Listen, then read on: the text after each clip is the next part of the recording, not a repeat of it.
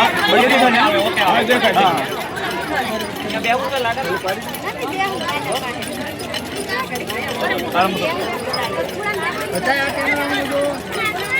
આજે દીકરીઓને ગુફાની અંદર વાસણની જગ્યાએ 5 વૃક્ષ આપી અને પ્રોત્સાહન કરીએ છીએ, કારણ કે આપણી પ્રકૃતિને બચાવવાનું અભિયાન આપણા ગામના આર્મીમેન ટીનાજીએ એક આ બીડું ઉપાડ્યું છે કે પ્રકૃતિનું જતન થાય.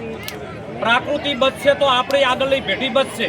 જો પ્રકૃતિ નહીં બચે તો આપણું પણ અસ્તિત્વ રહેવાનું નથી. જળ છે તો જીવન છે, અને જળને જો બચાવવું હશે તો વૃક્ષોને આપણે બચાવવા પડશે.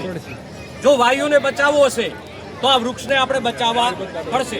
એટલે સુંદર આપણને વાયુ મળી રહે, જળ મળી રહે અને આગળની પેઢીને ફળ ફૂલ મળી રહે, એના માટે આર્મીમેન ટીનાજી મા બનાસ ગ્રુપને એડમિન કરી અને આ જતનનું કાર્ય કરી રહ્યા છે. ખૂબ ખૂબ ધન્યવાદ છે ટીનાજીને. મિત્રો, ઉદયશ્રી વિષ્ણુભાઈએ બતાવ્યું, ખૂબ ખૂબ આભાર, તમે સાંભળ્યું. પણ મિત્રો શાંતિ સાંભળશો. આપણે હવે આપણી આ દેશની ભૌગોલિક સ્થિતિ એવી છે કે આના વગર આપણે છૂટકો નથી. બરોબર, આપણી દીકરીને એક નવો રિવાજ કર્યો છે કે દીકરીને લગ્નની ભેટમાં 2 વાહન આપણે ઓછા આપીએ પણ 2 વૃક્ષ આપીએ, જેથી એના પરિવારને જીવવા માટે જળ, ફળ અને પ્રાણવાયુ મળી રહે. મિત્રો, આસ્થાની દ્રષ્ટિએ આ રિવાજને આપણે જોવા તો એક ઝાડ વાવી કે આપણે સદાવ્રત ચલાવવા એટલું પુણ્ય મળે. એક ઉંબરાનું ઝાડ વાવી, એક અશ્વમેઘ યજ્ઞ કરાવે એટલું પુણ્ય મળે. એક બીલીપત્રનું ઝાડ વાવ્યું હોય અને એને કર્યું હોય મિત્રો તો એક આપણી શિવાલય બંધાયો હોય એટલું આપણે પુણ્ય મળે. આસ્થાની વિજ્ઞાનની દ્રષ્ટિએ મિત્રો આપણે જોવા આજથી 5 દાયકાઓ પહેલાં આપણું ભૌગોલિક સ્થિતિ ખૂબ સારી હતી.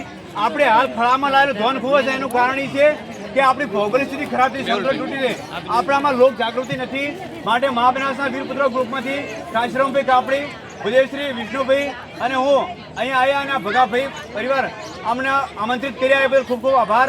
આપણી આ દીકરીને ભાષણના બદલે વૃક્ષ આપીએ છીએ. આસ્થાની વિનંતી ખૂબ લાગે છે મિત્રો. જ્યારે આ દીકરીને બચ્ચે થશે 8 થી 10 વર્ષ પડ્યા એટલોને સૌથી બરફ ફળામાં આવશે.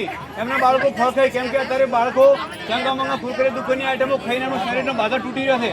તો મિત્રો, તમારો સમય વધુ ના બગડતા થોડો ઇશારો કાપી દે. મા બનાસની જય. આશા રાખું છું વરપક્ષને ખૂબ સાસવીના ઝાડ લઈ જશે અને દીકરીને દીકરા હાથે વવરાવશે. જય મા બનાસ. જય.